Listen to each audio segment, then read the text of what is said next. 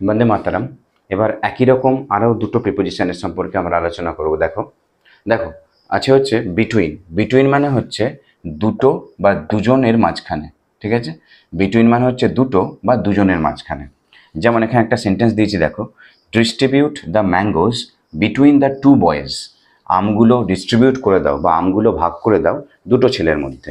দেখো দুটো ছেলে, তাই আমি বিটুইন দিয়েছি। একইভাবে there was a good relationship between Gandhiji and Netaji. Gandhiji এবং নেতাজির মধ্যে একটা ভালো সম্পর্ক ছিল। দেখো দুজন আছে, গান্ধীজি এবং নেতাজি, সেই জন্য আমি বিটুইন দিয়েছি। ক্লিয়ার? তাহলে বিটুইন মানে হচ্ছে দুটো বা দুজনের মাঝে। আবার চলে আসো অ্যামাং। অ্যামাং মানে হচ্ছে অনেকগুলি বা অনেকজনের মাঝে।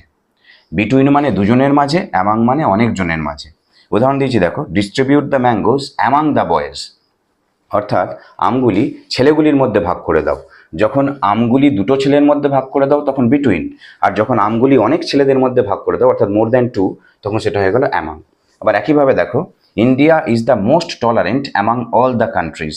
সমস্ত দেশের মধ্যে ভারত হচ্ছে সব থেকে বেশি সহিষ্ণু। তাহলে দেখো সমস্ত কান্ট্রির মধ্যে, সেই জন্য অ্যামাং করিয়েছি। ক্লিয়ার? তাহলে বিটুইন মানে হচ্ছে দুজনার মাঝে, আর অ্যামাং মানে হচ্ছে অনেকজনার মাঝে।